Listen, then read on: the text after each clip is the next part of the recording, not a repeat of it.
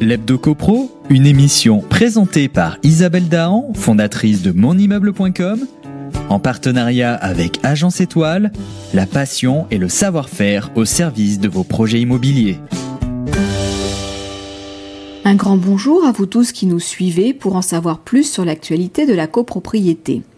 Selon la dernière étude annuelle de l'INSEE sur le logement, publiée il y a quelques jours, la France compte 35,6 millions de logements au 1er janvier 2019. Ce chiffre grimpe à 36,6 millions en intégrant les départements d'outre-mer. On compte donc 11 millions de logements de plus qu'il y a 35 ans, mais avec un rythme de progression autour de 1% par an de 1984 à 2019.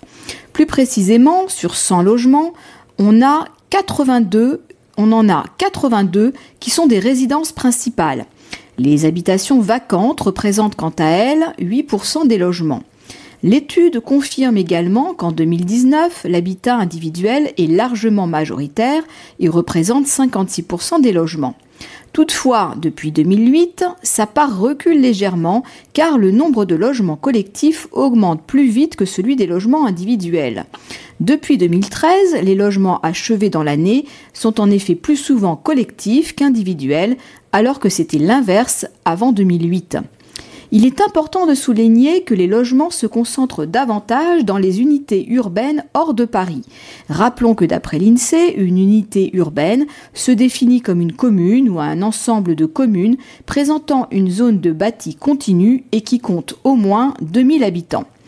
En 2019, 16% des résidences principales se situent dans l'unité urbaine de Paris et 21% dans une commune rurale.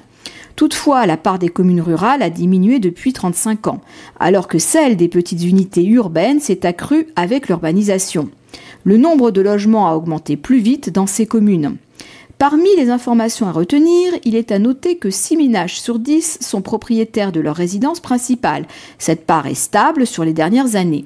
Parmi les propriétaires, environ un tiers sont accédants, c'est-à-dire qu'ils n'ont pas fini de rembourser leur emprunt. La part d'accédants à la propriété se stabilise depuis une dizaine d'années, alors qu'elle avait fortement augmenté dans les années 1980, avant de baisser jusqu'au milieu des années 2000. La part des propriétaires sans charge de remboursement s'est régulièrement accrue, en partie sous l'effet du vieillissement de la population.